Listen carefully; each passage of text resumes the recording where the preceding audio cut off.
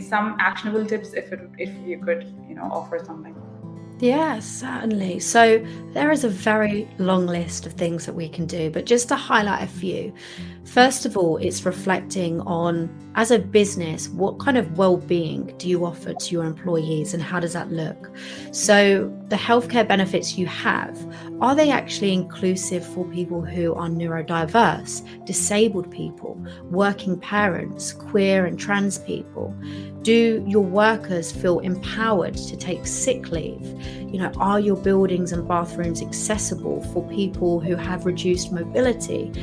For example, as well, do you have private rooms where mums potentially can pump in these rooms, or Muslims can go and pray, or where neurodiverse individuals can go and recharge, or chronically ill individuals? So it's actually looking in the policies that you have as well, and actually seeing, are you being very tailored to each individual community and the needs that they have, and not just assuming that a one size fits all for everything?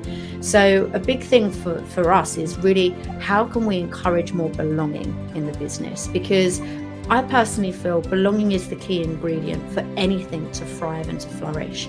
You can be in a diverse team, but you can feel like you don't belong. And that's the problem. That's where the retention issues come in. And I want to share a framework with you from an amazing individual called Mary Williams, and she's a CTO. And I had a conversation with Mary, and it's her framework for belonging around, am I expected here? So, like I say, has there been these things put in place for individuals from communities? And then ask yourself, am I respected here? So are there any underlying biases or stereotypes within the business that you're seeing? And then finally, can I be myself and be successful here? And from a business perspective, if you take on different personas within underrepresented communities and ask yourself these three questions, are you catering to their needs? For example, if you have somebody in the business as well who specifically doesn't drink, are a lot of your team events catered to very heavily drinking, like beers on a Friday and things like that? So there's these small incremental changes we can make to our policies that are really powerful. And like I say, catering to individual accommodations. So again, for neurodiverse individuals, as a business, are we providing noise cancelling headphones? Do we have screen reading software? So neurodivergent employees with information, it can help those with information processing. And if we're doing a lot of things online, if we have a lot of remote meetings, or we're a remote first business, is there an expectation to always have your camera on as well? Because that can be quite a anxious, riddled feeling, right? If we're not feeling in the right headspace, or if we're not feeling good in ourselves, not having to have a camera on, or we could be having a really bad day at home, working from home with family. And are we offering as organizations the mental health services and support that individuals from underrepresented communities might need to take advantage of, because of maybe the experiences that they've had to go through and how that has shaped them? So it's really about, how can we bring everybody into this mission and make everybody aware of the things we need to do? Again, just on the topic of neurodiversity, because I feel like that often gets underlooked with companies. If you have somebody who is neurodiverse in your team, can you also provide awareness training to your employees to really just help the individuals understand their colleagues' needs? Can you do that by having role play scenarios and give practical advice and steps to put in action?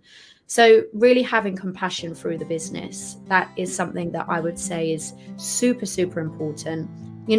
Are you tracking as a business your DE&I goals, and how are you doing that? So are you doing employee engagement surveys?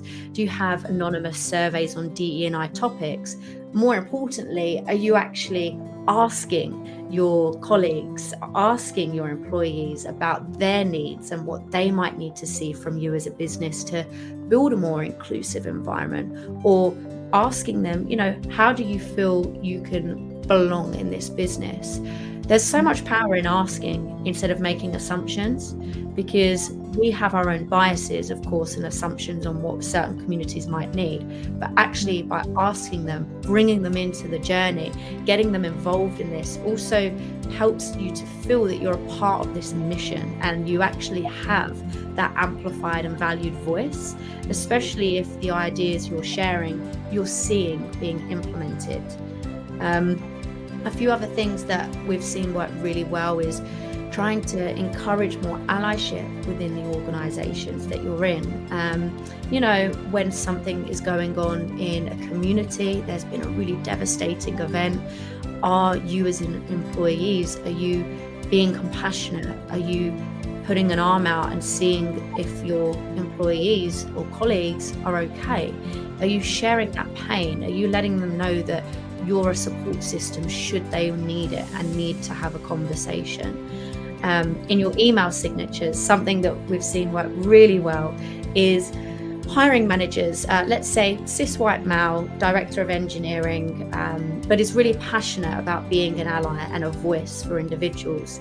Somebody we know, this has worked really well, had a very short statement in their email signature, and it read, "I'm on the allyship journey. I'm not perfect, I'm always learning, but my inbox is always open and I'm here to support you." And that led to so many enriching conversations between the employees because they felt like it was a safe space to approach this individual. Also having, of course, your pronouns in your email signatures can be a really helpful way to encourage that sense of allyship and inclusivity. And then, really, are you not just talking the talk when it comes to DE&I? Are you walking the talk? So if we actually put a magnifying glass within the business, what are you actually doing to back up your values around this? Or are you using it as a marketing tool to make you look good, to make you look appealing to businesses? So actually, do you have things like ERGs? Do you have DEI councils, committees, advisory boards, and working groups that are funded appropriately, that are putting their ideas to the table? Do you have things like, I know one of my friends, they have an internal book and discussion group. And this has been really valuable to them because they challenge the status quo, and they actually, within the book club, have very diverse authors, diverse perspectives. So everybody is reading and then discussing and sharing ideas and understanding more about different communities. Is there pay transparency within your business? This is a huge thing. We've seen a lot of companies be really appreciated and valued when they have the transparency across the board of the salary ranges, how that looks, so that everybody is getting a fair and equal pay that they deserve. That transparency is super, super important. And then again, small things like, as a business, are you celebrating all cultural holidays? Are you extending an open invitation to your employee who might be from that community to come in, and maybe if they want to celebrate their holiday, do a short talk to the teams on why this is so exciting for them, or why it's important, what the mission is, bring everybody into their cultural holidays and celebrations. So these are a few examples that I can share. There is a very long list, I would say, in terms of the things we can be doing, but it's just that idea that this is a continuous journey. It's never ending. It's a learning process and journey. There's always things we can adapt and we can do better. And it's just knowing that as well, that we're never quite there yet. I think you've mentioned just the tip of the iceberg, the way it is being portrayed. Maybe all of the companies should actually go through a training by Equality first, and then go and hire people before they have any hiring, because like you mentioned, walking the talk, because everybody claims to be